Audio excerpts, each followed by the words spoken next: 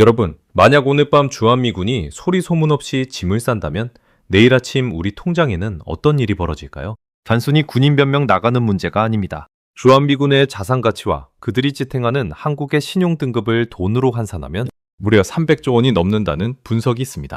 그런데 지금 트럼프는 이 카드를 만지작거리며 우리를 압박하고 있죠. 주변 일본과 중국은 벌써 계산기 두드리느라 밤잠을 설치는데 이상하게도 우리 내부에서는 괜찮다는 목소리가 나옵니다. 과연 이게 진짜 자신감일까요? 아니면 위기를 못 보는 무지일까요?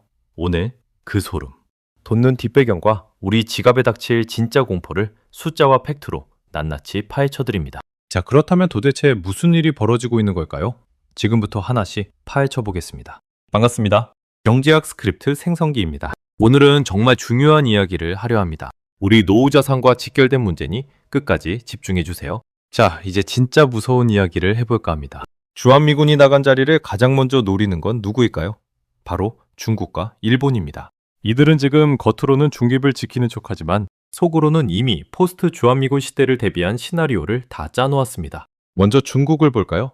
중국에게 주한미군은 목에 걸린 가시 같은 존재였습니다. 자기들이 태평양으로 뻗어나가고 싶은데 바로 앞에 미국의 첨단 무기와 정예병력이 버티고 있으니 얼마나 답답했겠습니까? 만약 미군이 철수한다면. 중국은 서해를 사실상 자기들의 내해로 만들려 할 겁니다. 우리 어민들의 조업권은 물론이고 우리 수출, 물동량의 80%가 지나가는 바닷길을 중국이 통제하게 된다는 뜻입니다. 이건 단순한 자존심 문제가 아니라 우리 경제의 젖줄을 중국에 맡기게 되는 아주 위험한 상황인 거죠.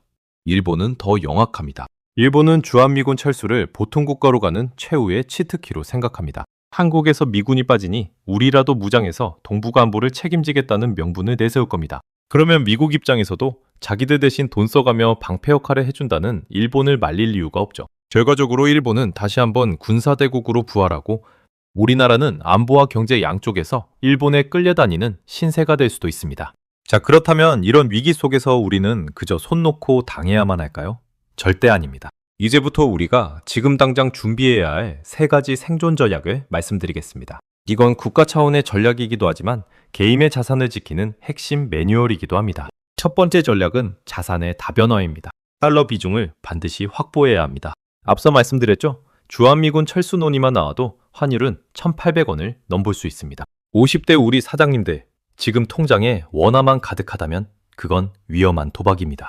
전체 자산의 20%에서 30%는 반드시 달러나 달러 표시 자산으로 나누어 놓으셔야 합니다. 환율이 오를 때 내 자산의 가치를 방어해주는 유일한 수단이 바로 달러이기 때문입니다. 설마 하는 마음이 내 노후 자산을 반토막 낼 수 있다는 사실을 꼭 기억하십시오. 두 번째 전략은 기술 패권의 절대 우위 확보입니다. 미국이 우리를 버리지 못하게 만드는 가장 강력한 힘은 군사력이 아니라 기술력입니다. 전 세계 반도체 공급망에서 한국이 빠지면 미국 경제도 멈춘다는 인식을 심어줘야 합니다. 실제로 대만의 TSMC를 보세요. 중국이 대만을 침공하기 어려운 이유 중 하나가 바로 반도체 때문입니다. 대만의 반도체 공장이 멈추면 전 세계 AI 산업과 스마트폰 시장이 마비되거든요. 우리도 마찬가지입니다. 삼성전자와 SK하이닉스의 초격차 기술은 그 어떤 미사일보다 강력한 안보 방패가 됩니다.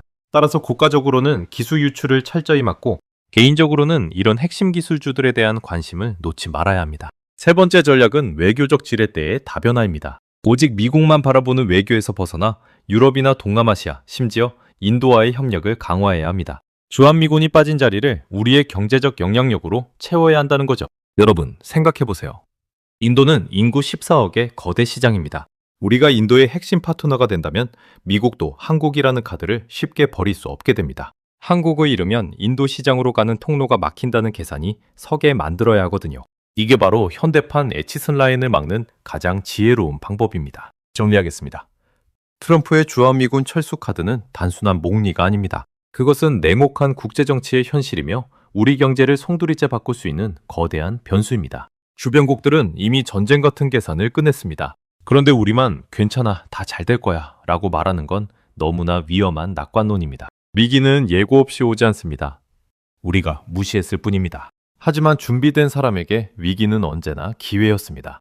1997년 외환위기 때도 2008년 금융위기 때도 준비한 자들은 오히려 자산을 불렸습니다. 오늘 제가 말씀드린 이 3가지 전략, 자산 다변화, 기술 패권, 그리고 외교적 지렛대, 이 원칙만 잊지 않으신다면 어떤 거센 풍랑이 와도 여러분의 가정과 노후는 안전할 겁니다. 준비하는 자만이 살아남습니다. 지금 이 순간부터 시작하십시오. 시간은 우리를 기다려주지 않습니다. 위기는 준비하지 않은 자를 삼키지만 철저히 대비한 여러분에게는 새로운 부의 기회가 될 것입니다. 오늘 영상이 여러분의 소중한 자산을 지키는 작은 등불이 되었기를 바랍니다. 끝까지 시청해주셔서 감사합니다.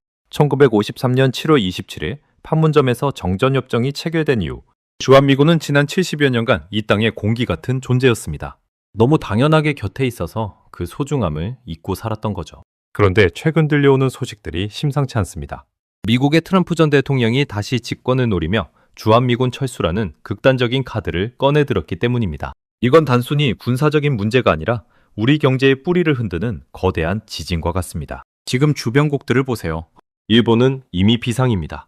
주한미군이 철수하면 일본은 북한과 중국의 위협을 맨몸으로 받아내야 하는 최전밤이 되거든요. 중국은 겉으로는 웃고 있지만 속으로는 복잡합니다. 미국이 빠진 자리를 자기들이 차지하고 싶으면서도 한반도에 핵무장 바람이 불까봐 전전긍긍하고 있죠. 그런데 정작 당사자인 대한민국은 어떻습니까?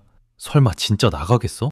혹은 방위비 좀 더 주면 해결되겠지라며 너무나 태평합니다. 지금부터 말씀드릴 내용은 단순한 공포 조장이 아닙니다.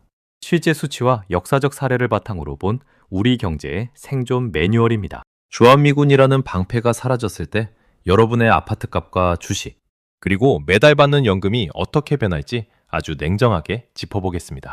첫 번째로 살펴볼 것은 코리아 디스카운트의 대폭발입니다. 여러분, 코리아 디스카운트라는 말 들어보셨죠? 한국 기업들이 돈을 잘 벌어도 주가가 제대로 대접받지 못하는 현상을 말합니다. 그 핵심 원인이 바로 북한 리스크, 즉 전쟁 위험입니다. 주한미군은 이 위험을 눌러주는 거대한 누름돌 역할을 해왔습니다. 40대 직장인 김대리는 작년에 삼성전자 주식을 1,000만 원어치 샀습니다. 매당금 받으며 노후 자금으로 쓰려 했죠. 그런데 주한미군 철수 논의가 본격화되자마자 외국인들이 주식을 팔아치우기 시작합니다. 하루아침에 주가가 20% 폭락합니다. 김대리는 당황합니다. 회사는 돈을 잘 버는데 왜 주가가 떨어지지? 이유는 간단합니다. 외국인 투자자들 눈에 한국은 이제 언제 전쟁이 터질지 모르는 위험구역으로 분류됐기 때문입니다. 실제로 국제 신용평가사인 무디스나 S&P 같은 곳에서 한국의 국가 신용등급을 결정할 때 가장 중요하게 보는 요소 중 하나가 바로 한미동맹의 공고함입니다. 주한미군이 나간다는 건 이 신용등급이 서너 단계는 단번에 추락한다는 뜻입니다. 신용등급이 떨어지면 어떻게 될까요? 우리 정부나 기업이 외국에서 돈을 빌려올 때 내야 하는 이자가 천문학적으로 불어납니다. 나라 빚이자가 늘어나면 결국 그 부담은 세금으로 돌아오고 우리 지갑은 더 얇아질 수밖에 없는 거죠. 두 번째는 환율에 미친 듯한 발작입니다. 외환시장은 공포에 가장 민감하게 반응합니다. 주한미군 철수설이 돌기만 해도 1달러당 1,300원 하던 환율이 1,500원, 1,800원까지 치솟는 건 시간 문제입니다. 50대 자영업자 박 사장님을 예로 들어보겠습니다. 박 사장님은 작은 카페를 운영하며 수입 원두를 씁니다. 환율이 20% 오르면 원두 가격도 그만큼 뜁니다. 하지만 손님들에게 커피값을 바로 올리기는 힘들죠. 결국 앉아서 손해를 보는 겁니다. 그뿐인가요? 우리가 먹는 밀가루, 식용유, 그리고 자동차에 넣는 기름까지 전부 수입입니다. 환율이 뛰면 물가는 걷잡을 수 없이 오르고 서민들의 삶은 순식간에 무너집니다. 여기서 더 소름 돋는 지점은 일본의 반응입니다. 일본은 지금 트럼프의 입만 바라보고 있습니다. 만약 주한미군이 철수하거나 감축된다면 일본은 이를 빌미로 전쟁 가능한 국가로의 변신을 완전히 끝내려 할 겁니다. 한반도의 위기를 기회 삼아 자기들의 군사력을 키우고 동북아의 주도권을 완전히 가져가겠다는 속셈이죠. 우리는 안보 공백에 허덕일 때 일본은 그 공백을 메우며 경제적, 군사적 이득을 챙기는 평행 이론이 성립되는 겁니다. 그렇다면 왜 트럼프는 이런 위험한 도박을 하는 걸까요? 트럼프에게 주한미군은 안보의 상징이 아니라 돈입니다. 그는 철저한 장사꾼의 논리로 접근합니다. 왜 우리가 부자 나라 한국을 공짜로 지켜줘야 해? 이 한마디가 트럼프 지지자들에게는 엄청난 설득력을 갖습니다. 미국 우선주의라는 명분 아래 한국을 압박해서 방위비를 현재의 5배, 10배로 올리거나 아니면 아예 발을 빼겠다는 전략이죠. 놀랍게도 이건 시작에 불과합니다. 진짜 문제는 주한미군이 철수한 뒤에 벌어질 군비 경쟁입니다. 미군이 나가면 우리는 그 빈자리를 메우기 위해 국방비를 지금보다 최소 2배 이상 늘려야 합니다. 현재 우리나라 국방 예산이 1년에 50조 원이 넘습니다. 이걸 100조 원으로 늘린다고 가정해 봅시다. 그 엄청난 돈은 어디서 나올까요? 복지 예산을 줄이거나 아니면 여러분의 세금을 더 걷어야 합니다. 결국 안보를 위해 경제 성장을 포기해야 하는 처지에 놓이게 되는 겁니다. 자, 이제 본론의 중간 지점까지 왔습니다. 주한미군 철수가 단순한 군인 이동이 아니라 우리 집값, 주식, 물가, 그리고 세금까지 모든 것을 뒤흔드는 경제 핵폭탄이라는 점, 이제 이해가 되시나요? 그런데 여기서 정말 중요한 포인트가 하나 더 있습니다. 바로 주변국들의 소름 돋는 계산기 이야기입니다.